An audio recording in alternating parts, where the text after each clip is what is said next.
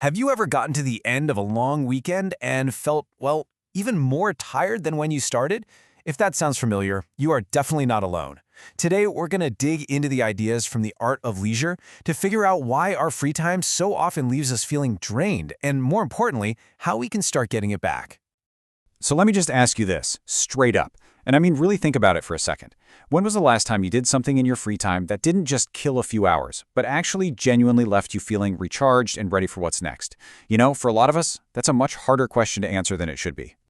And this right here, this is why it's so hard.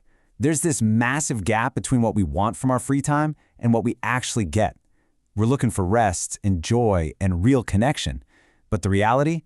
It's often this weird mix of feeling guilty for not being productive, feeling totally burnt out, and losing hours and hours just scrolling. This whole situation has a name, the free time paradox. It's this bizarre, very modern problem where we have more entertainment options than ever before in human history, and yet we feel less rested. So we're going to unpack exactly why this happens and explore a really powerful way to fix it.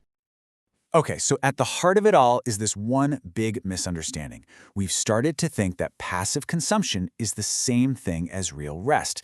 Binge watching a show or scrolling through a feed feels easy, right? But what it's actually doing is demanding our constant, low-grade attention, and it never gives back that feeling of satisfaction or real connection. It's kind of like mental junk food. It gives you a quick hit of stimulation, but there's no real nourishment, and it leaves you feeling sluggish and even more drained. So if just passively consuming things isn't the answer, then what is? Well, the source material offers a pretty radical idea. What if we stopped seeing leisure as just empty time off and started treating it like an art form? You know, something that takes a little bit of intention, some practice, and even skill. And this quote just nails that mindset shift perfectly. Leisure is not the absence of work. It is the deliberate cultivation of the self. It's not about the void left when work stops. It's about actively, deliberately using that time to grow and build ourselves up.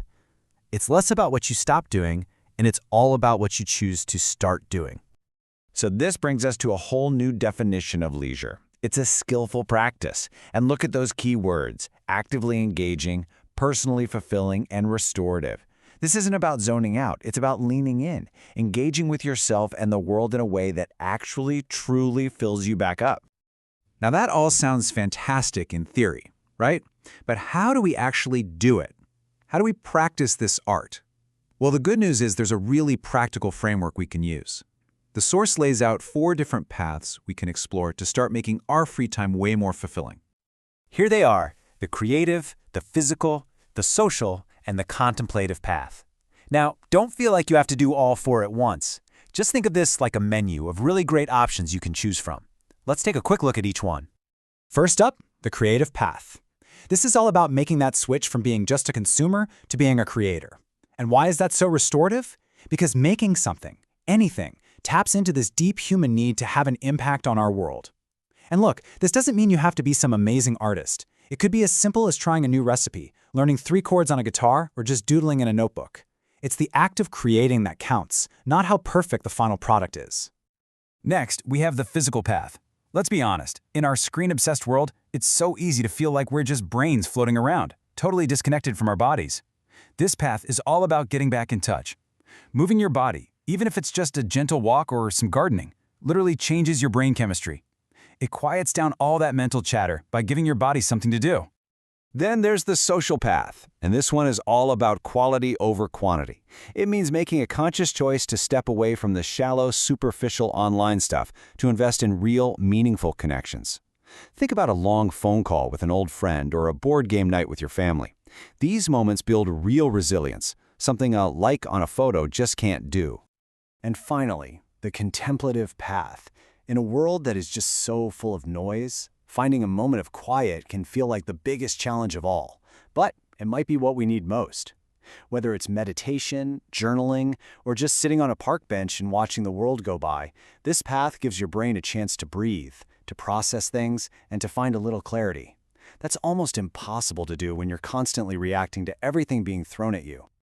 Okay, so as we think about walking down these paths, there's this giant modern roadblock that always seems to pop up.